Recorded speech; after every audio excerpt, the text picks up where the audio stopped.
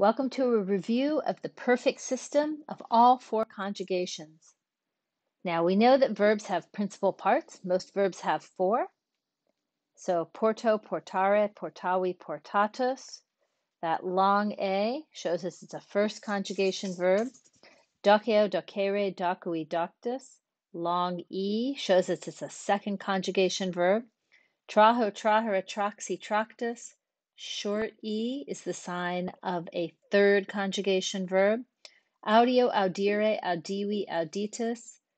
Long I in the second principal part means it's a fourth conjugation verb. And in the present system, everything formed off the first and second principal parts. Conjugation is very important. But for the perfect system, which is everything formed off the third and fourth principal parts, conjugation does not matter. Everything in the perfect system, everything formed from the third and fourth principal parts, conjugation does not matter, but you do have to know the third and fourth principal parts. So we're going to make it easy since conjugation doesn't matter, and we're going to use porto as our verb today. So portavi is the third principal part of that verb. It's the first person singular, perfect indicative active of the verb. So it means I carried or I have carried. And it gives you the stem for the perfect indicative active, the pluperfect indicative active, the future perfect indicative active, the perfect subjunctive active, and the pluperfect subjunctive active. That is, the whole perfect active system comes from this third principal part. So let's first find the perfect active stem. All we're going to do is take off that long I personal ending from the third principal part. So we have portavi. We take off that long I ending and we get the stem porta, and we're going to use that throughout the perfect active system. So first let's form the perfect indicative active, which will translate blanked or has or have blanked.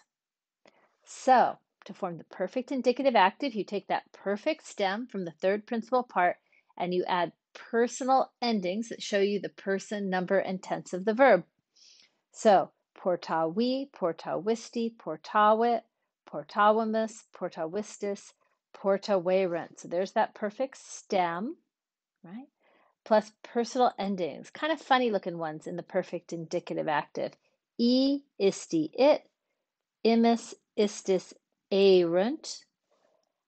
I carried or I have carried, you carried, he carried, she carried, it carried, we carried, y'all carried, they carried. Now let's look at the pluperfect indicative active, had blanked. Again, for the pluperfect indicative active, you're going to use that perfect stem plus era with a long A plus personal endings. And these are personal endings that we're really familiar with from other tenses.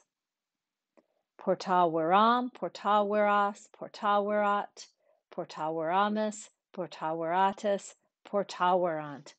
I had carried, you had carried, he had carried, we had carried, y'all had carried, they had carried. Now, you can see the era in there. And the same personal endings that we see, for example, in the imperfect indicative active. M, S, T, mus, tis, enti. Notice that as in, for example, the imperfect indicative active, final M, T, and NT shorten that A. Okay? Whereas here, here, and here, the A stays long. Future perfect indicative active will have blanked. Again, we're going to use that perfect stem plus ere with a short I plus personal endings. Portavero, portaveris, portaverit, portaveramus, portaveritus, portaverent. Notice here we're using OST, mus, tis, nt. rather than MST. Okay? I will have carried, you will have carried, he will have carried, we will have carried, y'all will have carried, they will have carried. That brings us to the perfect subjunctive active. Now for the perfect subjunctive active, again, you're going to use that perfect stem from the third principal part, from the third principal part, and airy with a long I plus personal endings.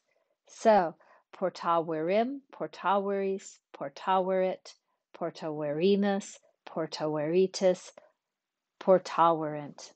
Notice this time we're using the MST, mus, tis, nt endings.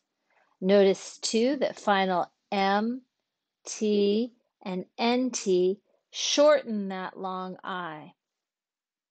The result of this is that while the first person singular looks different from the future perfect indicative active because it ends in M,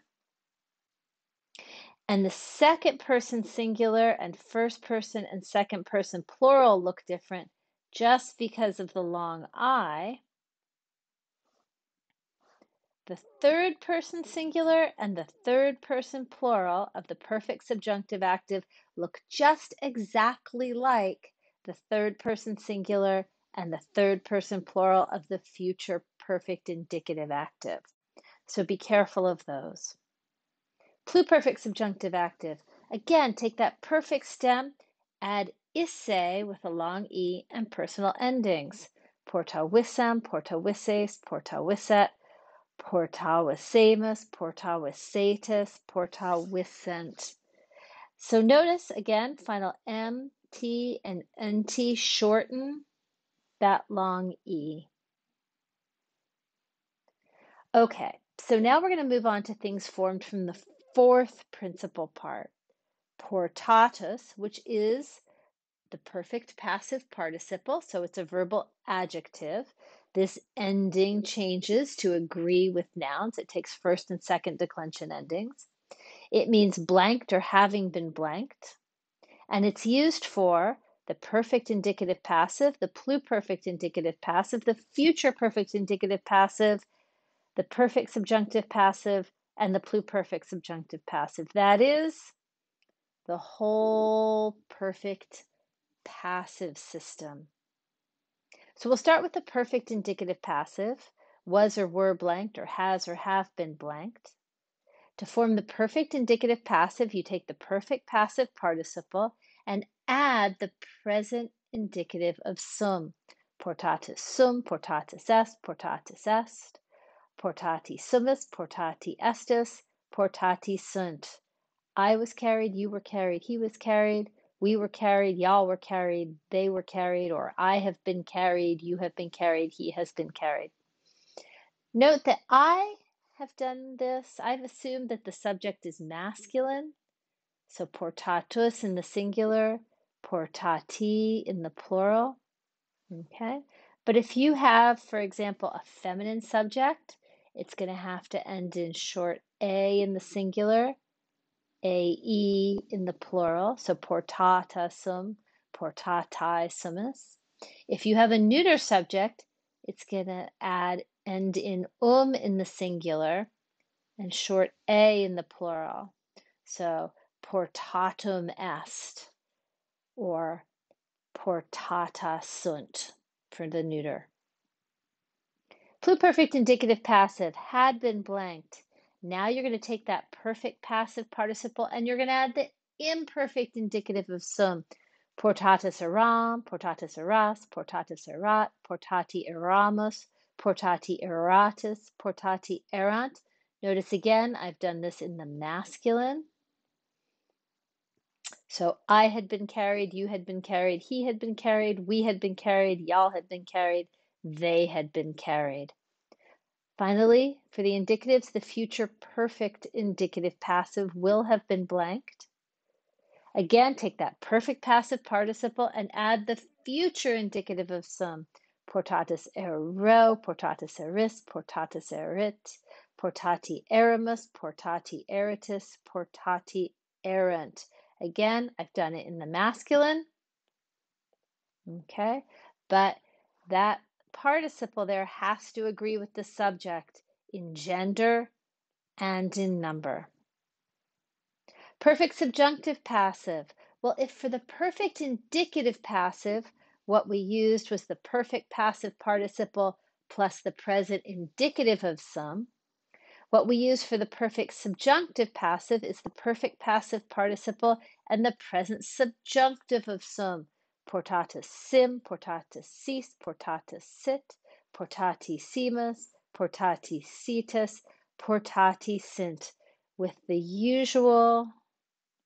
Notice that I did it in the masculine, but that participle needs to agree with the subject, whether it's masculine or feminine or neuter, singular or plural. Finally, the pluperfect subjunctive passive. So for the pluperfect indicative passive, we use the perfect passive participle plus the imperfect indicative of some. For the pluperfect subjunctive passive, we're going to use the perfect passive participle plus the imperfect subjunctive of some. Portatus essem, portatus esses, portatus esset, portati essemus, portati essetis, portati essent. Again, I've made it masculine. Okay, but the endings might need to be feminine or neuter depending on the subject. And that is it.